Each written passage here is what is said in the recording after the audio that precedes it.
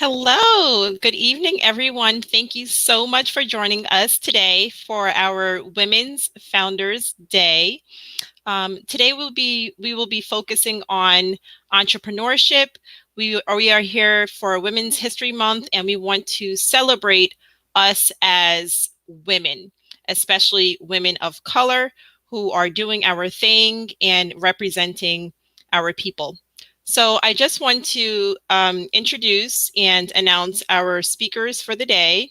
We will have Sharnetta Sharkey David, who is the director of the Forward Thinkers and founder and CEO of Connect Collab.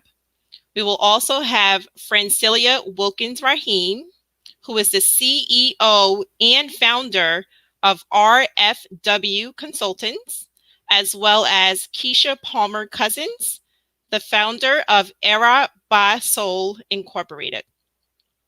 We are coming to you from Urban Legacy Foundation, where our three pillars are STEM, entrepreneurship, and ownership.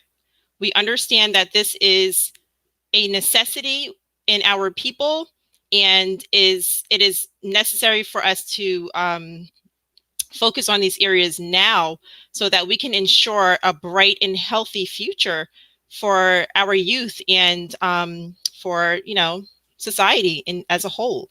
Again, we are here to lay down our hair. We are here to celebrate you, and we are so grateful to have our guest.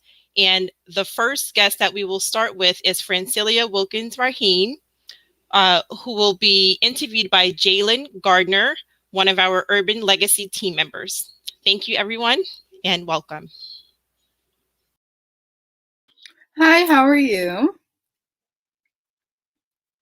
Oh, I can't hear you. I said, I'm excellent. How are you? Good to see you.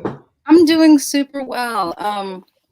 It's so great seeing you, and it's so amazing having you here. Thank you so much for being part of this. Of course, it is my pleasure. I'm excited, to celebrate Women's History Month with you all, and just have a great chat. No, yeah, definitely. So, as a woman founder, what made you get into your field? Was it did it come from your parents, or did it, just come from within? Did you in school? So interesting. So I'm going to, some people may know my company and most people probably don't. So maybe I'll start with a little story of how it started, and then hopefully that'll lend to the answer. Yeah. So I actually started my firm, R. Fulkins Consultants, in 2011. And I had just finished my MBA at St. John's University. And I will tell you, it was not my plan to start a business right away. Like, I knew I wanted to, in time, start a company, but I had planned to do what everyone does. So you go to school, you get your degree, get your second or third degree, whatever degrees you need, and then you work for a large Fortune 500, Fortune 100 firm. And then from there, you can start your own business. That was the plan. But I just so happened to finish my MBA in 2011, which, for those of you who remember, that was like in the midst of like the worst recession ever. You couldn't pay someone to hire you. You couldn't pay someone to give you a job. It was just really tough out there. So I just remember thinking, and I want to say this joke, but I don't know how many little kids are on the screen, so I won't say it. But I just remember thinking my options were like pretty limited. Like, I need to figure this thing out. So that's when I literally started sharing with people. I knew I was always good. And this is from young, from like high school, elementary school, middle school. I was always like the person planning and putting things together, and project management. That was like my thing. I could raise money, always good at that. And so I remember going online and just kind of Google researching and figuring out like, what can I do right now with these skill sets? And I found there was this website. This is no joke. There was this website. It still exists. If you go online right now, A2Z, I think it's like A2Z Careers or something like that. And it's a government website. And it tells you every single career and a description around it. So, and it gives you like what type of person and experience this person should have. So I just knew that I wanted to be a business development consultant, right? I just knew. And so, I started just saying, I didn't have a job at this time. I am an independent business development consultant. That's what I started saying. So I remember getting a call from a friend, and he was like, hey, aren't you an independent business development consultant? And I was like, hey, I am. And he said, my father has a nonprofit organization, and they're looking to figure out how to expand the business, raise money, and all of that. And so I ended up taking that entity on as my first client. And now 10 years later, because February makes it 10 years, Art Wilkins Consultants is a business development and management consulting firm. So what does that mean, and what do we do? Yes. We help bring a number of different projects to fruition. We do so by leveraging project management. We've managed over 300 projects. Our clients have ranged from companies like Google to the Port Authority of New York and New Jersey, where we are the compliance manager on the $17 billion redevelopment of JFK Airport, to New Rochelle. The city of New Rochelle is a client. And we leverage project management to aid in compliance work, meaning kind of monitoring MWBE programs. We leverage project management to create programs for minorities and the workforce. And we also, leveraging that same project management scope, work in the fundraising space. So we raise money for projects. To date, we've raised close to $900 million across a number of projects throughout the state. And then finally, technology systems integration, all under that project management map. So when a company or a government agency has technologies or systems that don't function properly, we saw that with COVID as an example. A lot of schools and things stopped working. We're able to look at their systems and make it kind of work effectively to bring projects forward. So that's the work that we do. And what made me inspired to do this, I've always been a very kind of independent person. I knew that actually when I was young, I used to just say, I just want to wear skirt suits. Like that was my thing. What I wanted to be when I grow, I want to wear skirt suits. I'll tell you, I wear skirt suits and dresses almost every day. And it's been a really great experience. I love the work that we do. And I started, as an individual, and now my firm has over 7 full-time staff, 13 project-based staff. And American Express has a report out about women-owned businesses. And in this report, they say that there's only 1.7% of women-owned businesses in the United States that make over $1 million in revenue. And then it's about 2% of businesses make about $500,000 in revenue. And for Black women-owned businesses, only 0.01% of them are in that $1 million. 0.0, not even a whole one. Wow. That's really crazy. Right. And so we, being able to say that we're in that range now, from starting a business as a young person and literally having no money, it's just something that I really love, and I love to do and support, people who look like me. So that's kind of why I started. I wanted to wear skirt suits. So no, that's amazing. You know what? You dress for the future that you want. Okay. Right. And I also love that, that you're making history, because you're in the forefront of this, because you've been doing it for 10 years. And I also love the fact that like someone goes, oh, like, so this is what you do. And you were like, yeah, that's actually what I do. Right. Yes. And that's such a beautiful and inspiring thing because, it's funny because I'm kind of like getting into consulting. So definitely after this, we need to talk some more.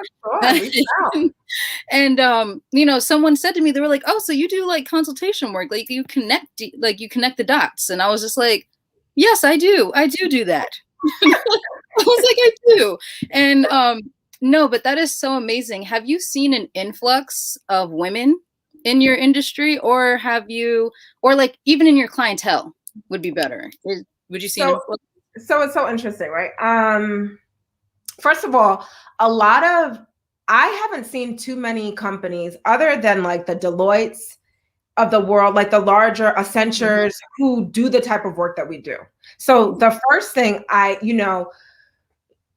would definitely encourage, I guess this work is unique because it's a lot of project management and a lot of strategy work and then actual development. So I haven't seen too many just firms in this space, first of all, that are smaller businesses. A lot of the work that we do is in the construction industry. And so, like I mentioned, the JFK project, New Rochelle project, we do a lot of work in the construction and development space. Are there a lot of women there? Has there been an influx? I don't know if I would call it an influx, but I think that there are more women working in this space. I think women are being more recognized who are in this space and who work across the construction and development industry. I think that right now, especially, we're seeing that it no longer has to be like a guy thing. Like it just when you think construction, you only think about people, guys in hard hats, and there's so many different ways you could play in the space. So I guess I would say yes. I wouldn't say influx, but I would say that the space is definitely diversifying, and more women are entering the space. No, yeah, because it's so funny because I've seen a lot of women, even in my own friend group, in my own circle, have seen a lot of women actually start their own businesses, get their LLCs, and do those things, which is such a beautiful thing to see. And, especially because there's so many new businesses out there and new business owners, it would be great for them to, have a person like you, have a person like you that will help them actually grow and be more than they think they can even be. Because at the end of the day, that's what people come to you for, is to be better than they were yesterday. Right, exactly. Yeah. Go ahead. Oh, no, I was just saying, do you remember a moment that was, I don't want to say stressful, because running a business is stressful, but a moment where you were like, okay, I don't know what I should be doing, but what was the thing that carried you through? Or got it. I think I heard you properly. I think you said, do I remember a moment that was really stressful, or I didn't know how to get through it? I think you broke out a little bit, but did I get that question right? Yes, you did. Okay, perfect. So, yes. First of all, I would say a lot of the work we do is in government contracting. And it is tough to access government contracts. It is tough to do anything around government contract. And I'd love to share any tips I can with you all for how to go about that space. But I just remember, and it was a few years back, I'm not going to go into details because the story is so long, but I remember I had a client. The client is still my client today, and they were actually my second client, and they've literally been with us for 9 years now. And we had won probably, I think the total contract amount for the two programs were about $75 million, right? So we had won $75 million contract to house people in homeless shelters in the city. And this had been my client for a while. We've already won a number of different shelter contracts with them, but this contract was new. It was to manage some commercial sites and stuff like that. So long and short of it is we started doing the work. We're housing folk. We hired 200 and something different people. And then the city came out with another bid, and it was something that they wanted everybody who was doing the work, no matter if you were doing the work or not, to submit. Now, I didn't know that everyone had to submit until probably a week or two before, because initially we were informed, you guys don't have to worry about it. You're already in it. Of course. So long and short of it, at that time, I had to submit for that client and another client at the same time. And these bids are 300-page books. Yeah. And this was at a period when I didn't have full tight ship of staff like I do now. And I just remember we did not get this bid in on time. And that was the first and last time that experience ever happened. But let me tell you, we were informed that everything will be fine. You guys will be good. You're already working on the project. And 3 months later, we get a call and they're like, we need to shut down your sites, my client sites, because you guys did not submit a bid. So what did that mean? That means that the 230 people we hired were all going to lose their job. And I took that to heart. That hit me like a ton of bricks. I can't even express to you how down I was, because I felt like the client is, they're going to lose this whole big bunch of millions of dollars. All of these people are going to lose their jobs. And I felt like it was all my fault. I was like, this is all my freaking fault. How did this happen? It was devastating. So I just remember I remember like laying in the tub for like 4 hours or something, just so devastated. And then the next day I had to speak on a panel. And so I got out of bed, spoke on the panel, you know, whatever, and literally spent the next month closing out on that project and transitioning it out. And so we had to fire all the folk. We worked with them to transition into other companies, the other company who took the project. I went to every site individually and spoke. I went on behalf of my client. I spoke to my client. I just kept it together, even though I was in shambles. And I will tell you today, the client is still a client. And they have been the most supportive client. And we recently just won them another $3 million contract. We won a few others before that. So I will say that was a very difficult experience, but it was a learning experience. And that experience pivoted my entire company. Because since then, I said, forget this. We need to hire people. And that's number one advice I would give for anybody who's entrepreneurial. I remember one time I had met who was then the first Black CEO of McDonald's. And he said to me, I was so young in business, and he was like, you need to have people. And then that incident happened right after. And it told me this whole, in the kind of company that I wanted to have, it would not work to be an independent freelancer type of person. We needed staff, we needed back office, we needed capital, we needed capacity, we needed to train people, we needed to make sure efficiencies were in place. And from there, I built a foundation that I promise you today is unbreakable. And so that was the lesson that I learned at that point, which was probably the lowest, to this day, the lowest point in my professional career. But it was probably the most needed, because I learned a lesson that if I had to learn that today, it could be, you know, crises. So yeah, so you know, the still in the pen, the real off of the thing we're dealing with.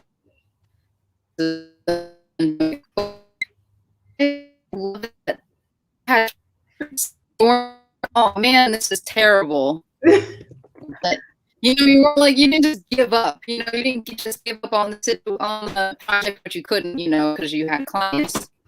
But you know, it was really amazing. That is an amazing story. And also, if that client wasn't a client after that, you know, or didn't want to continue to be a client, that just wouldn't make any sense, because of the fact that you really pulled it together, though. Well, I'll tell you this, it would have made sense, because business is business and money is money. Okay. In the world of business, it is business. And I think that I would have felt like they had all right, you know, even though the incident, it wasn't something that any one of us could control, because we all were informed of the same thing, that we didn't have to submit the proposal. But I look at it in the world of business. It really truly is business, and there's no shade. You know, if they were like, you know, we can't afford to work with you anymore, I would have been like, understood, you know, even though it was something a little bit out of my control, I feel like there was still areas where I can control it. And I guess that the second piece of advice I would give for budding entrepreneurs is, it's your business, you're accountable. And that's something that we all have to learn and digest the hard way sometimes, but you are accountable as the owner of your business. You're accountable if your staff make an error. You're accountable if you make an error. You're accountable if there's an error that wasn't really made and the client thinks is an error. You are accountable. No one else is. And you, as a business owner, CEO, you take on the responsibility of being accountable, because whatever work you do is impacting other people, or in my case, other businesses. No, that's honestly such a big thing, especially with, you know, a lot of people have, you know, they've been trying to grow their businesses. And I feel like that accountability is definitely one of the bigger issues, because when people feel like things are out of their control, that is it, you know. But also I feel like another thing that's out of people's control, well, actually, this is very much so in their control, is their customer service. And you also did that like above and beyond, because you really nailed that whole situation. Like, because I'm literally thinking about how I would handle that situation, and I would be like, oh my gosh, where's my mother? Where's Dr. Gardner? Because because she would know how to handle it, and then we would figure it out. But that's really amazing that like you just really, like, it didn't make you quit, or it didn't make you just took what you learned from that, you got your staff together, and you just pushed forward, and now you are where you are, which is so amazing. Yeah, I have another question for you about whether or not there are especially like Black women of color, like like Black women or like women of color, do you feel like they reach out to you a lot? I do. I definitely do. I think that I've had the opportunity to, one, sit on a lot of different panels, but create a lot of programs and initiatives. A lot of the work, the foundation of the work we do is inclusion. So I love that everyone's talking DEI and all of that now, but and it needs to continue. But I think we work with a lot of government programs that are now too focused on this. We've worked with the city, just kind of defining policy on the state level and city level in New York around inclusion and diversity. And I think that because of that, even a few years back, a few years now, 2 years, we worked with Google to help create an initiative for minority businesses through the Google Digital Culture Initiative, which is great. And I would advise anybody to participate in that. But there were so many minority and women, African-American business owners who had access. And I tried to connect back as much as I can. And mentor back. I always say, I wish I had more mentorship throughout my process. Today, there's two people who I always give a shout out to that I see, and it's no formal relationship. Like there's no signed dotted line contract that's like, you're my mentor, I'm your mentee. Okay. Like there's none of that. But I always, say Cheryl McKissick. I feel like she really breathed into me and my career. She owns the company McKissick and McKissick, and is one of the oldest African-American architectural companies. And then a woman, Patience Ameniki, who was a client and now is a friend and a mentor, and she's poured so much into me and my business. And those two African-American women poured into me. So I try to pour back as much as I can, because I just look back and I'm like, gosh, if I had these people at the front end of my career, things might have grown a lot faster, but with having the mentorship and that type of support and just somebody you could, throw advice to, it's really been helpful. And then I think mentorship is a two-way streak, because you learn from each other, right? And as a mentee, I always say, like, the goal isn't what can I get, like, can I get more of your time and more of your this and more of your that? It's really more like, how can I give back to you too and pour into you also? As it's this kind of like, symbiotic relationship, like two-way streak. And I think that's where mentorship works well. And yes, I open myself up to a lot of African-American women and just women, period, and people, period, to reach out for that type of support. No, that's beautiful, because I feel like mentorship, honestly, even talking about what a good mentee is so important, because even when I was looking for a mentor, I was like, okay, like, I'm like, okay, this is supposed to be like a dotted line thing, like, like it's official, but also I needed to figure out what also I can bring to the table and help them with. But it was amazing talking to you. You too. Thank you so much. I'm definitely going to reach out to you. Definitely. I hope to hear all the wonderful fruits that are coming from all the other speakers coming up. And this has been so great and excellent. And just kudos to Urban Legacy and all the work that you all are doing. So kudos to the organization. No, thank you so much. And we can't wait to like do future things with you and all of that good stuff. Absolutely.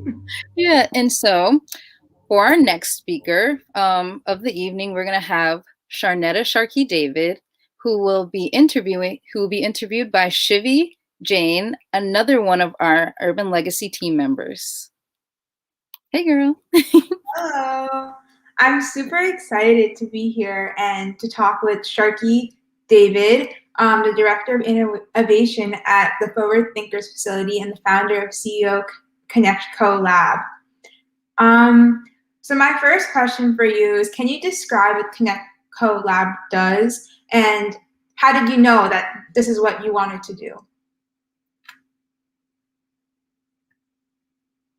I think you're muted. Thank you so much for this amazing opportunity, Shivi. We had the pleasure of meeting a few days ago, and it was an honor to talk to you then. And I just wanted to thank the two women who shared prior. It was amazing just listening and sharing and reflecting as you spoke and shared. And I think that type of exchange is so powerful. And I'm so grateful that we're taking this moment. Thank you to Shane, who is organizing all of this and allowing for us to just create a platform to be able to exchange ideas and share real stories, share true stories about why we're on this journey and what's keeping us motivated on this journey. So thank you. And yes, I'm happy to talk about the Connect Collab. So Connect Collab was founded or launched in December 2019. And the Connect Collab is a networking and consulting group that exists to curate genuine connections and build real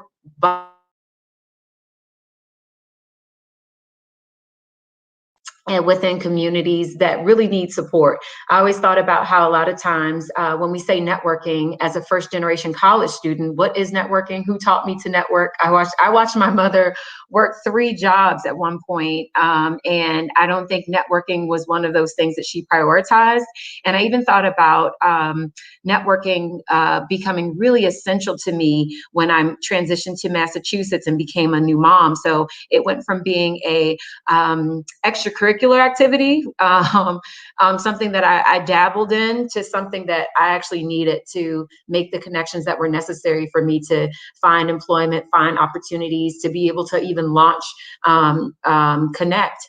But there was also this recreation piece around networking that I think a lot of times women and women of color in particular, I don't know if we were always invited to the country clubs or those poker nights and figuring out where business deals were actually happening, whether it was the golf course or whether it was those invitations to those parties that we didn't always get invitations to. So I really started thinking about an inclusion model within the networking experience that really allowed for different personalities to be able to form meaningful relationships, to actually do business, not just socialize.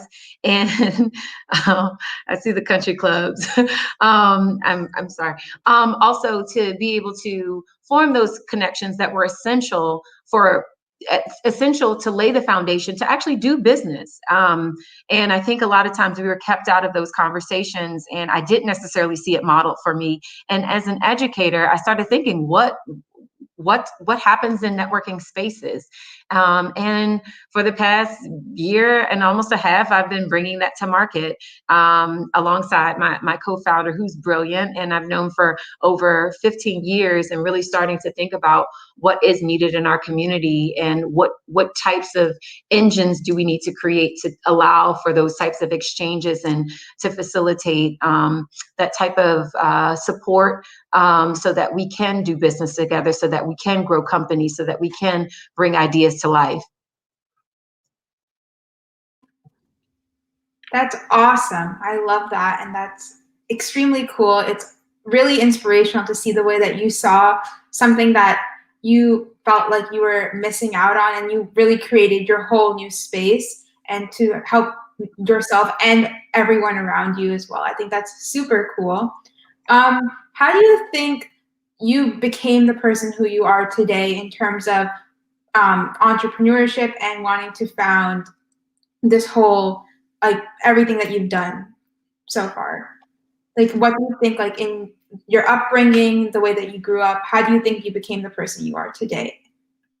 That's a really good question. And I hate when people People say that if they don't think it, but it is good because I'm thinking this reminds me of what makes you you. At my networking events, that's a question, some existential question like, what makes you you? But I think this is one of the craziest things because it's the thing I talk about the least, but it's one of a driving force for me, if you will.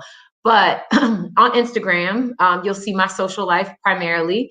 On LinkedIn, you'll see my professional life, where I went to school, what type of jobs I had, those type of things. But on both platforms, it has no place for me to actually talk about the adversities that I've actually faced, and I think have everything to do with why I wake up everything. It has everything to do with my why.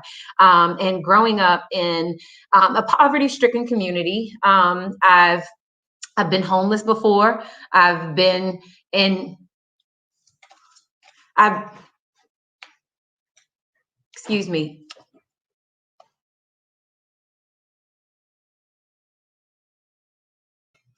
I've been homeless before. I've lived in shelters before. And growing up in these spaces where I wasn't always, I feel like even as talented as I always felt and brilliant, I feel like I didn't always get a shot. And I feel like finding opportunities to make sure that my voice was heard, that I felt that the experiences didn't define who I was. I feel like there weren't spaces that always celebrated the challenges. I remember going to an interview and someone asking me about grit and perseverance. And I was like, well, I can't think of a time where I wasn't pushing back against something. I can't think of a time when I wasn't protesting. In my community, there were a lot of struggles that people experience. I grew up in Washington, D.C., and I think about people who look like me and just the drugs, the violence, all of these things that had everything to do with poverty. I think about how the differentiator that really set me apart in those spaces was that and I'm very fortunate enough to have, I've really had parents who really pushed me to achieve and who told me, oh, you could do better than this. Like I grew up in a household where B's were bad. Like, why do you have a B? What are you not understanding? And that sounds crazy. It does, but it really pushed me to say, what is the standard? What is the standard? Where should I be competing? And I was taught that if there's if there's a 100 that you can get on a test, you need to study. You need to make sure, as poverty stricken as it relates to finances, that a lot of times I felt like my community struggled with. I don't think we struggled with love. And when it comes to standards, when it comes to striving for excellence, and excellence wasn't always making an A. It was also saying, is that your best? And I had a mom who would say, is that your best? And if the answer is no, go back and do some more. And growing up in a household where my mother didn't go to college, my father didn't go to college, I felt like a representative. I felt like an ambassador. It would be, I would go to sleep thinking that a paper was good enough to be submitted. Then my mother would wake me up and say, that's not legible. I would wake up to her erasing things and saying, no, that's not, I don't understand what you're explaining in this sentence. And if I don't get it, your teacher won't get it. So I grew up in a household very much, had very high standards and very high expectations.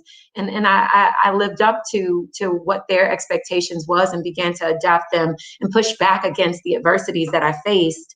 And also thinking about the deficit that sometimes people operate in. I felt like I was abundant in support and encouragement, and it propelled me forward. So.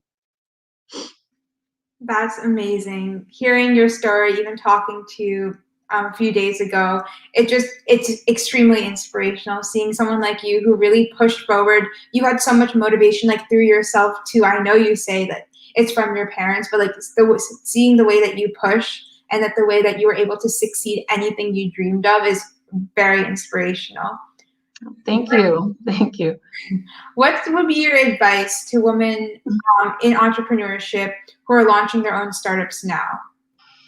So as it relates to women who are launching startups, having launched right before a pandemic, we had our very first hard launch in February of 2020, and the world changed. And I would say that actually stepping into my role as the Director of Operation and Innovation at the Forward Thinkers facility, it provides this ecosystem for me to continue to grow the Connect CoLab, but also be connected to mentors.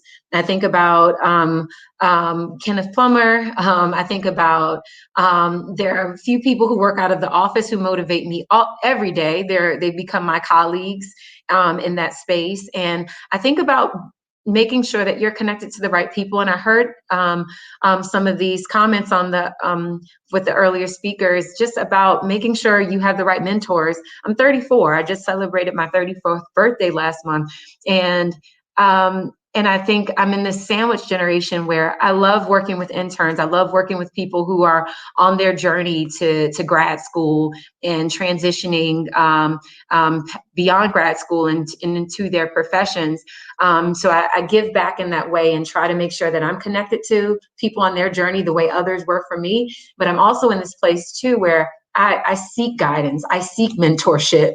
I want to learn from you. I want you to share your highs and lows so that I can make informed decisions about why I'm doing making more informed decisions about how I should grow my business, what markets I should be testing, who my clients are, who I should be sharing my Connect CoLab with. But when I think about I think it has everything to do with the support systems that you have in place. And if it's not coming from family, you definitely have to think about the family that you create. And those are your work family, your colleagues, your mentors, your coaches, your advisors, those people who you select to be in your life and who will support you. And that's absolutely critical. And I also want to share that they don't always come to you. And sometimes you have to be as explicit as, can I sit down and talk to you about my idea? Can I share it with you? And I think about Connect CoLab, and I always talk to my co-founder about it, but how many no's I get before I get my yeses? I celebrate every single yes I get, because for every yes, there were like 10 no's, like, not yet. What are you doing? Like, no, doors aren't swinging open for me because various reasons they shut and they open. And I believe it has everything to do with our creator, or not yet, or not now. But yeah, you definitely have to have the right circle around you and the right support system. And you have to cultivate that squad, that crew.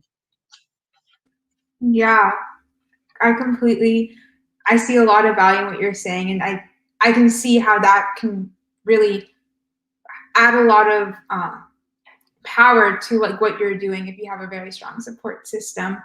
Today we're talking all about how women can break glass ceilings and create their own, like her story. How do you suggest that men can be allies in this process in both our professional and home life to help us through any of our endeavors? My goodness. I really think that when it comes to our male counterparts on this journey, it is so important that we create, we embrace women who are showing up at the tables that we're sitting at. We champion the women who make their own tables and their own seats and alternative tables and whatever those look like. You show up to theirs too. That's so important. And I think being encouraging, I think sometimes coming from an oppressed group of people. I'm a Black woman. I'm Black, I'm a woman. Being able to venture out on our own and being able to celebrate our victories is really important. And seeing us as equal contributors is really important. And we live in a time where not every woman wants that. I think that's the truth of, like, some people would like the additional support or the I don't know what those views necessarily are, but I could speak for mine. But I do believe that I'm an equal contributor, and I grew up in a household where I saw even split of responsibilities and the contributions. I never doubted my abilities to deliver. And sometimes when I grew up in an environment that was so rich and you can do anything, and I was my dad's oldest, and I expect these things of you, not because you're a boy, but because you're my oldest child. And the responsibilities that were placed on me, and to go into a world that's like, I'm ready to lead, I'm ready to take over, to be met with, well, you can, but you won't be paid as much. or go after that. But you're not going to have the type of impact I would have. And being in spaces where people really do believe that. And I think being able to push back against that, not just as a woman, but knowing that our male counterparts would too. Like, I think she's capable of leading a team. I think she's capable of earning more. I think she's capable of negotiating her own salary. Just encouraging us to have those conversations, and being able to speak up and say that this isn't right, because it's not right for anybody if anybody's treated this way. So I'm okay with champion our causes as women, but it is so important that our male counterparts push back on systems that they benefit from. People assume that you're great. People assume that you're brilliant. People assume that you should be getting paid top dollar for what you're doing. No one would ever assume that you're doing this for volunteer work. Like, assume that for me too. Let me do my volunteer work. Let me do my pro bono work when I want to do my pro bono work. But if it's not, please assume that you'll be getting an invoice in 2 weeks. Like, that's really important. That's so important. But yeah, so sharing this work with us. I would gladly welcome any of the support.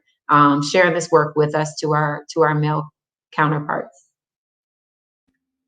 What an awesome response. I think I definitely agree with you. And I think helping women shine, especially women of color, is not just for like one person personally to support. It's like everyone has that place to be able to elevate these women of color and just like allow them to shine and let them do what they do best. And I completely agree with you. And I think you put it really nicely. So it's been awesome talking to you.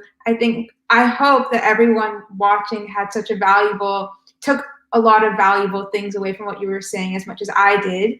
Our next guest speaker for the evening will be Keisha Palmer-Cousins, who will be interviewed by Miriam Muhammad, another one of Urban Legacy's team members. Hello and welcome. I think Keisha, I'm not sure where she is. Just tell a little, oh, there she goes. Hi, Keisha. Hi, good evening, Miriam. How are you? Good, how are you doing? Thank you for joining us. Yeah, thank you for having me. And I just want to say, thank you to the other panelists that were speaking previously tonight. I mean, it takes a village. So I appreciate everyone that was here tonight, because everyone's voice is important. Now, Keisha, we are going to dig right in with you because you have so much to offer, so many jewels that we all need. And we are so grateful that you are here. And we honor you as a woman during Women's Month. And I just want to say thank you. Okay. So my first question to you is mainly give everyone a little bit about what you do, and just a little bit about what you do and how you got here to this point. Okay, so good evening, everyone. My name is Keisha Palmer-Cousins, and I'm the CEO of a company called Aerobisol Incorporated.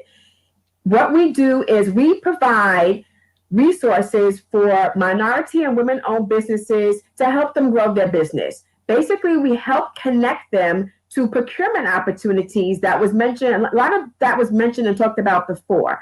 So how I got to where I was back in 1999, a fellow friend of mine, Shelly Anderson Tazzy, used to give aerobic classes, and I was one of her participants in the class. She was a breast cancer survivor at the time.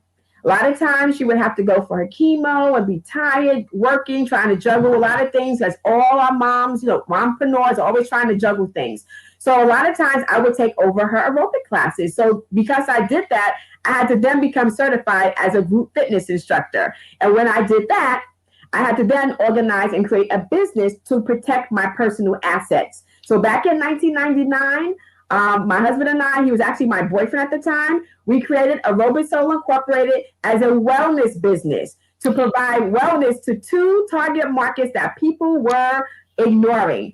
Full-figure women, especially full-figure Black women, and the disabled. We all need to exercise too. So what we did was we started that business back in 1999 in my church basement over at Unity Baptist Tabernacle in Mount Vernon, New York.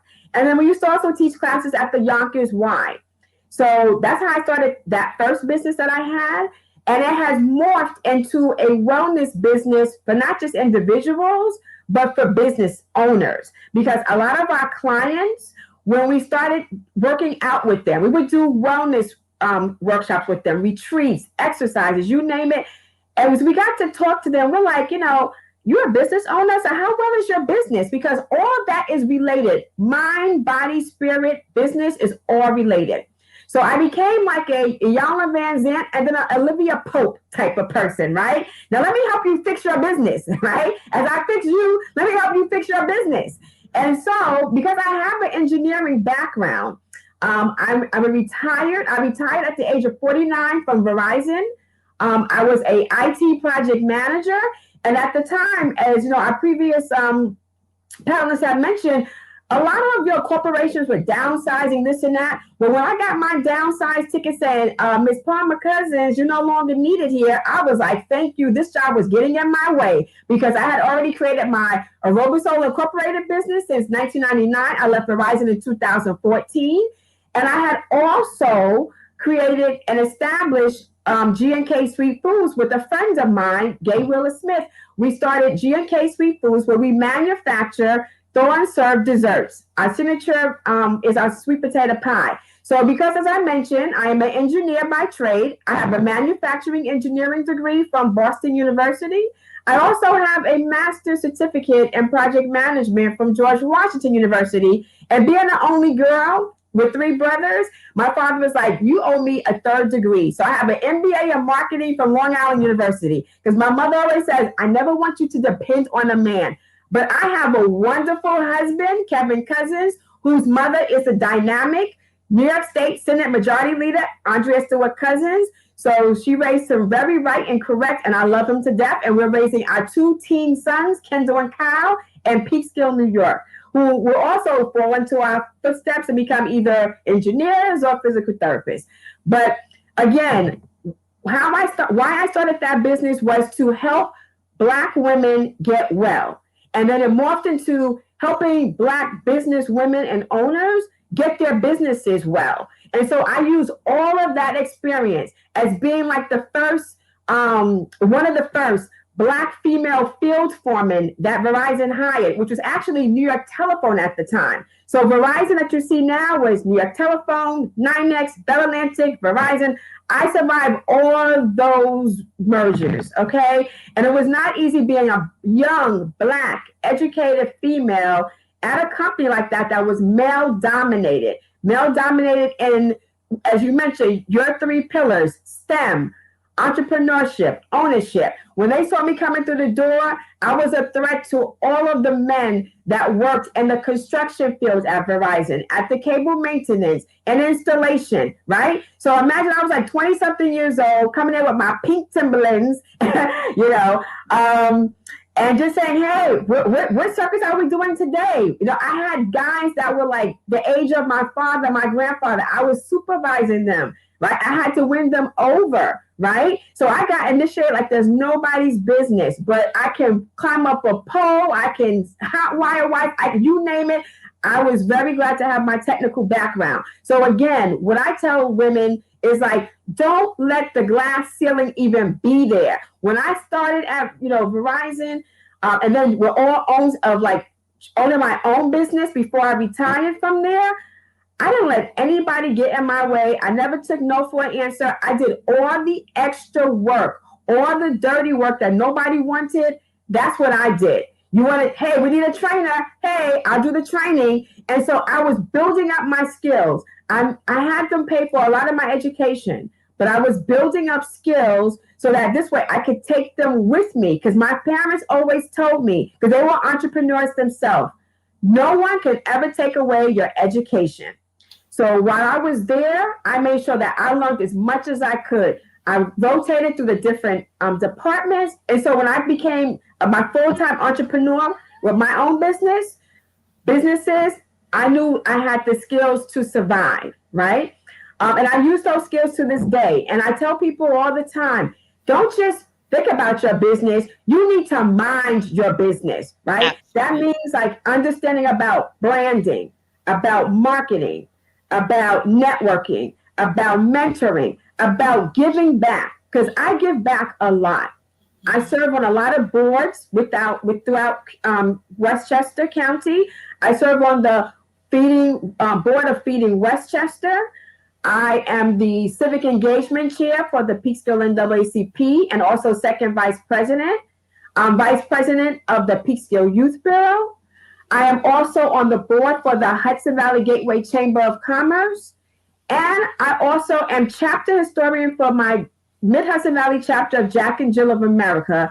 And also, I like to relax and chill and read a good book. So I'm the chapter facilitator for my Go On Girl book club here in Westchester. So when I mentioned all that to say, those are all opportunities where I give back to the community, to youth, to women, to men, right? And so I use all my skill sets to help those organizations and those in my community be better. Because once I'm a better person, they're a better person. It's all about each one teach one. Wow. And you know what, everything that you said, I have this hanging up on my wall. Be the change you wish to see in the world, right? And I truly feel like you are the perfect example of that. You know what you want to see, and you are in the position willingly to make that change. So my next question, you mentioned a lot about your parents and how much they impacted you and your children and what you know, things like that. I have a question. Okay. What would you, and this is for the parents out there who are in our audience, what would you tell our parents? How can we teach our children at an early age entrepreneurship versus, okay, get a degree, go to college, get a job? There are other options. How do we do that?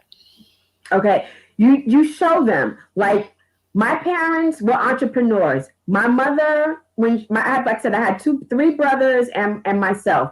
When my mother was a nurse's aide working in the workplace, she had to end up leaving the workplace because there was no maternal, rights as we have now, right? Maternity care and maternity leave and all that other stuff.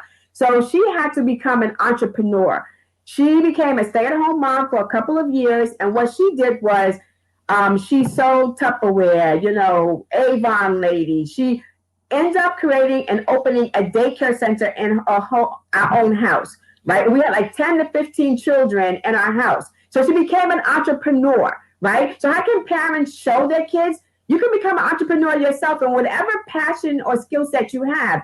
My father, before he became disabled, he was a sanitation worker during the week, 9 to 5. On the weekends, he had a pickup truck and he had Palmer moving business, right? So he would help move people's furniture, etc. on the weekend. So I grew up, with my father having a moving business, a home-based business, and my mother having a daycare center, right? Those are my parents. I saw them create businesses. And they had us help out as well. So if you are a parent and you have a child that has an idea about something that he loves or she loves, they want to babysit. They want to build things. They want to bake cookies. They want to do whatever, right? They want to give advice. I used to think that I was like that character Lucy and the Peanuts. I was like, okay. I used to have a desk and all my friends in the neighborhood would come by. Yes, I need some advice, Keisha. And so I was envisioning my future, right? And what I wanted to do. And so parents need to listen to their children, whatever type of idea it is, whether it's crazy or not, listen to them and help them cultivate them and help them just become what they want to see. Because they see it for themselves. Because so many times parents become like dream squashes, right? You may say, oh, I want to become an actress. And someone may say, you know what? You can't act, you can't sing. And that just squashes their dream right away, right? And then it's like maybe 50 years later, someone says, oh, you know what? I always wanted to act on Broadway, right? So don't let anybody ever steal your dream, but your parents can be your dream makers as well and empower you to be all that you can be. So they can help you, just encourage that passion that you have by helping you to practice it and introducing you to someone who already is doing that.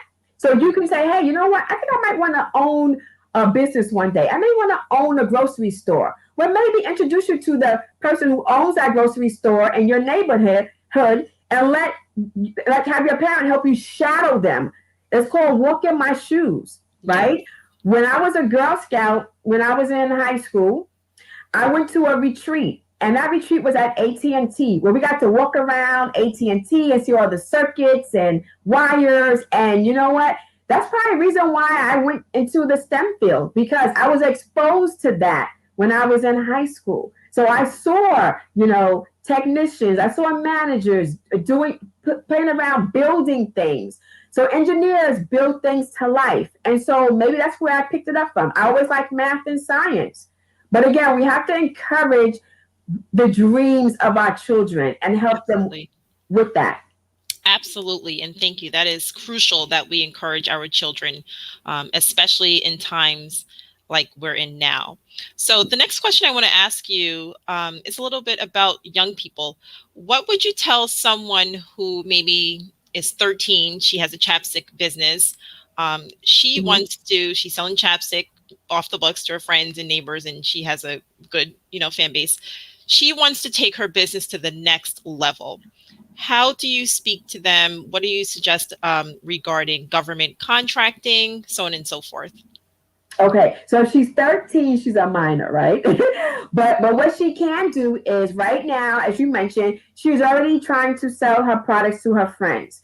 So your product or service is your brand, right? So what she should do, and what I'm sure she is doing, is make sure that she produces the best quality, you said chapstick, that she can. So this way, when she starts selling it to her friends, she's going to make sure she uses the best quality products. She's going to make sure it's labeled, because it's very important to label everything so people will know, like if she gives it to someone and sells it to someone, make sure that her name is on there, her contact information, so someone can know where to buy it themselves, right? And in this age of social media, she can have like a website or, whatever, Instagram, whatever. But then also too, trying to connect with someone who has, like say for instance, she has a small business, reach out and try to research someone who's doing the same thing she's doing, but on another level. Reach out to like a makeup business, right? And try to maybe, be subcontracted to them, pitch her business to them. Hey, I have these products. Maybe I can put some of my chapstick on your shelf at your store or at an event you're having, because a lot of big businesses, especially government agencies, want to nurture, right, entrepreneurs who are like on the smaller scale. And how they get to the bigger scale when she becomes a little bit older, when she what she can do is with her business, she can try to go get MWBE certified. And what is that, you say? MWBE stands for Minority Women Business Enterprise. And the Department of Small Business Services in New York City, they have what they call a New York City MWBE certification program, or certification, where a person who owns a business, whether you're a sole proprietor, which is like a person who owns their business, or a LLC, which could be a person who has their business, but their business is under a business legal entity, where if somebody tries to sue them, they'll sue the business, not you and your personal assets, okay? And then they can get incorporated. But the bottom line is, it is a program where you get certified, you fill out an application, and you include some supporting documents, such as, a resume, such as your New York State filing receipt, such as your proof of U.S. citizenship. It's a whole list of documents you provide. But the key is this New York City MWBE certification gets you access and opportunities to get set-asides that over 62 agencies in New York City, such as the police department, the fire department, the Department of the Aging, the Department of Mental Health and Hygiene, Department of Youth and Community Development. They spend money. There's billions of dollars, over $17 billion New York City spends on goods and services like chapstick for their clients. And so 30% of all of that money, at least $25 million have to be spent with minority and women-owned businesses. And how they find you is you go through this certification called New York City MWBE Certification, and then you are listed in a directory with over 10,000 other New York City MWBE certified businesses, so that agencies can find you. So you have a person who's sitting at their desk at an agency one day and wants to spend money with someone. They want to buy anything, such as chapstick, such as chairs, such as whatever you provide. They can go to this directory and then they can research and look up you. And if you're certified, you'll be found there. As I mentioned, I have two businesses, right? So my other business, the NFL used this directory. Again, it's New York City NYC MWBE directory, right? Go check it out. The NFL checked it out, and they Googled list and sent out emails to every single minority and women-owned business on that list back in 2013 to invite them to get a piece of the pie and be part of the Super Bowl that was in New York City that was in New Jersey, at MetLife Stadium in 2014.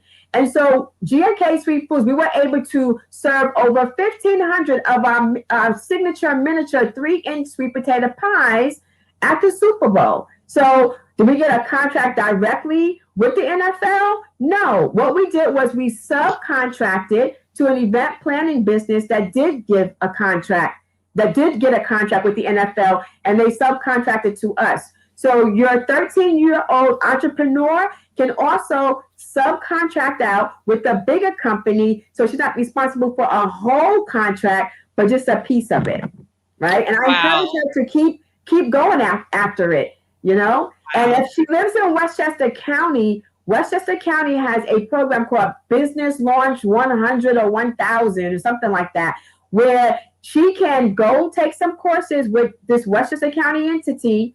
And then at the end of it, they give you $5,000 to then invest in your dream to scale up your business. Okay. Wow. So you go to the Westchester, I think it's westchestercounty.gov.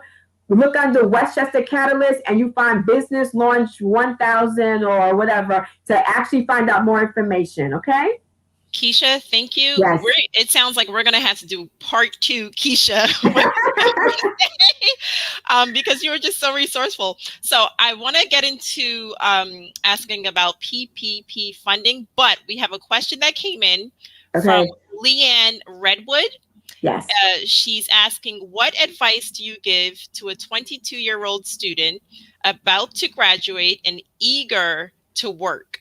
I have been networking and applying everywhere, but I feel discouraged sometimes. Okay, what I would say is I have been in your shoes, okay? Do not be discouraged. I remember being your age, graduating from engineering school, and I went to Boston University, coming back home to New York, and I was like, oh, I got this degree, I'm looking for work. And they were like, but you have no engineering experience. I'm like, are you kidding me? So as my father would say, fake it till you make it, right? So what I did was I ended up working at a bank, right? I ended up actually working at the same bank that Shane's aunt worked at. And so I met his aunt Helena at the bank. I took temp assignments until I was able to get kicked through the door and get an engineering job that I wanted at a huge company. What you can do, what I would advise you to do, because now you have social media, you have LinkedIn, I would, whatever type of company you want to get into, I would start following that company. I would use LinkedIn to connect and tell everyone that you know, hey, my name is Leanne, I'm looking for a job in such and such industry. They have different professional organizations that you can join called Chambers of Commerce, where guess what? Different organizations, corporations, business owners, nonprofit organizations, you name it. They are members of so many of these Chambers of Commerce. You can join the Hudson Valley Gateway Chamber of Commerce, Business Council of Westchester, New York Women's Chamber of Commerce. The list goes on and on. But what you can do is connect with the Chamber of Commerce. And a lot of times you don't even have to join them, right? I know money may be tight, so you don't even have to join them. Just go to some of their events. And right now, a lot of their events are virtual. So imagine you go to, like, say, an event that's sponsored by the Business Council of Westchester, where like almost every large corporation is a member of. You attend the event, like you're doing now. Facebook Live, you ask a question. You can go to the directory of all of these organizations, these chambers, and you can see who are members of these chambers. And they have their contact information there, right? That's like golden. So you start, hang up, you get your phone, you start pitching yourself to these people, okay? It's gold in those lists. Yes. So it sounds like we have to do the research. That's a part of getting to this level. So we want to discuss, if you can briefly touch upon PPP. Right. So the loans? Yes. Okay. So what happened is, again, we know, unfortunately, we're still living through this COVID time. So what happened was the government last year said, you know what? We need to help these small and huge, large corporations too. They got in trouble too, okay, as we saw. So last year, because due to COVID, a lot of companies were not allowed to open up the doors of their business. They had to downsize their staff, etc. The government said, you know what, we're going to come out with these loans, right? And we're going to collaborate with local banks that will distribute these loans to those in need. But what happened was last year, a lot of the businesses, and again, when you are a business owner, you have to mind your business, which means getting your paperwork in order. Because so many of us have businesses, and when you start your business and create it as a legal entity, you must pay your taxes, okay? And you should start trying to pay yourself payroll of some sort, just some amount of money. Because what happened was, as many companies tried to apply for these loans last year, as you mentioned, they were denied. Because if you cannot show proof of how you keep track of your business, your revenues, your expenses, etc., how are they going to trust you with taking out one of those PPL loans to then keep your business in business? Okay. So last year, it was a rude awakening for a lot of companies, because they had to, again, I do a lot of counseling with companies, coaching one-on-one with them, and I help them to organize their business. Like, for instance, a lot of people said, well, I only have one employee. Last year, you could have applied for an EIDL loan, which was like a loan advance, $1,000 you could have applied for, right? Just if you show proof that you were the only employee for your company, and you at least process payroll for yourself, right? Those who did not process payroll for themselves did not get a lot of those PPL loans that were available. Okay, so now a lot of folks turned around and said, you know what? I need to start organizing my paperwork, and I also need to start walking into the banks to establish myself relationship-wise, right? Because a lot of people with these loans that they were applying for, they had no relationship with a bank in their community. They did not have a bank checking account in their business name, only in their personal name. And people should not mix business with personal. Okay. So if we learned anything last year, was like, relationships are key, right? And there's so many banks around physically you can walk into. There's banks online. It's all about establishing a relationship with those banks, and how you can connect with them too. It's just by walking in the door and talking with the bank branch manager, right? And starting to open up an account with how much little money you have, but you got to start somewhere. Okay. You got to start somewhere. Now, I totally just feel, I don't know how everyone else feels in the audience here, but I feel like I just went to business school 101 in 60 seconds. Okay. Wow. Thank you. I feel like we're going to need you again. You have so much information. We are so grateful for you and all of our guest speakers who took the time out to be here today to celebrate us as women and what we can do and accomplish in this lifetime. Okay. Yeah. So thank you. And now what we're going to do is introduce our Urban Legacy team members, and we're going to talk a little bit about why we decided to join Urban Legacy Foundation. So if Shivi, you want to start, that would be great.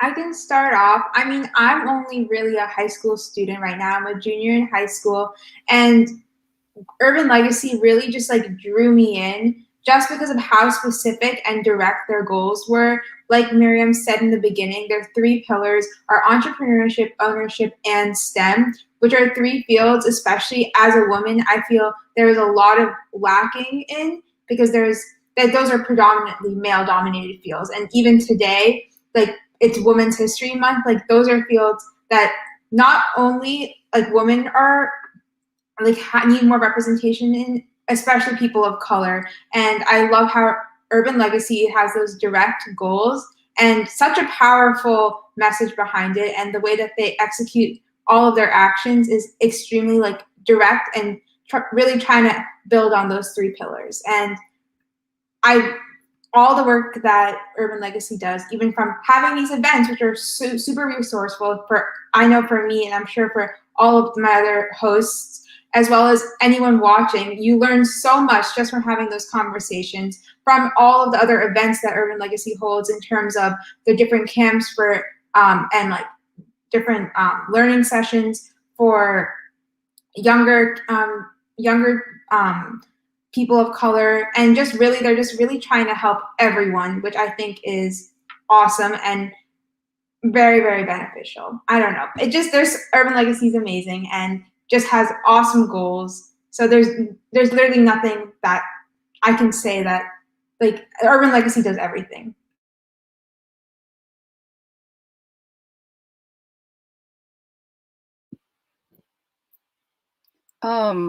No, I definitely joined Urban Legacy early in the game, and I, like because STEM is something that's extremely important, especially to our president.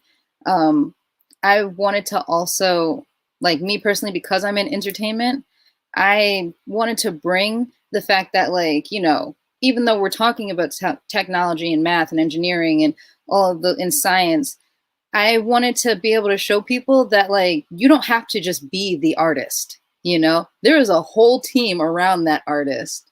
There's a whole team around that artist that is more tech involved than anything. That's like when we go to a concert and we watch the artist, there is so much that goes into that as far as like the sound and, and also making sure that everything is correct for the show that we get to see.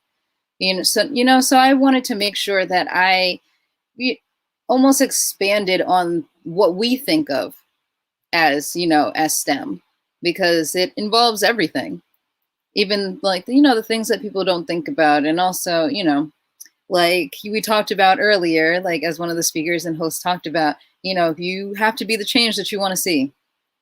So, and I feel like Urban Legacy is really an organization that wants to see change at all levels, not just like, working with kids, but also working with, people who are presently going through, because sometimes it's kind of hard to see the return on kids because it takes so long, or even if it doesn't take long, it's still to see their like full potential.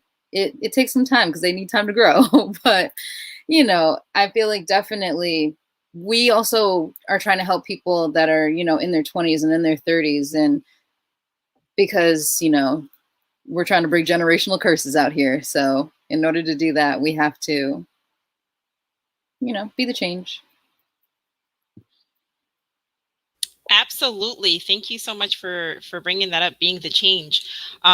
Interestingly enough, I've known Shane, the president, since from high school. And when he had told me about his foundation, immediately I was ready. I said, you tell me and I'm ready when you tell me. And the reason being, honestly, is I've worked with youth for many, many years. Since I was a youth at the age of 14, I started volunteering in the Boys and Girls Club. I grew up in, if some of you know, in New Rochelle, City Park, Fifth Avenue area, and for about 14 years. And seeing the things I saw, I knew that something was wrong. I knew that I was not being taught everything I needed to learn in school. And so when I started working with young people, one of the things I had asked when I was teaching a college readiness course was, I said, guys, we can also be entrepreneurs. Is there anyone in here? Raise your hand if you want to be an entrepreneur, right? We had about 20 or so kids. And I was actually 100% shocked to see that no one knew what that was, right? So at first I'm like, maybe they're joking with me because they like to play with me. I'm like, this has got to be a joke. And I was almost brought to tears realizing that they've never even heard the word entrepreneur, right? It's like, I have to go to school, I have to get my degree, and I have to get a job and work for someone, which is okay. There's nothing wrong with that. However, we need to know what options are out there, right? So when I, had the opportunity to be a part of something, in my opinion, that was actually doing something a little bit more than what I have seen, I was so grateful, and I still am. And so we're looking forward to amazing things in the future. We have an amazing team, Shivy and Jay, the president, Shane, our chairman, Brandon. I mean, we meet literally all of the time, every single week, just to think of ways where we can help, the young people. We can help ourselves and, the people of color who need to just open up our, horizons and open up our world to the possibilities that are endless. Okay, so we just want to thank everyone who was on this call. I am so grateful that we had this opportunity once more. We are here tonight, and we celebrated womanhood. Okay, so thank you, and everyone have a wonderful evening.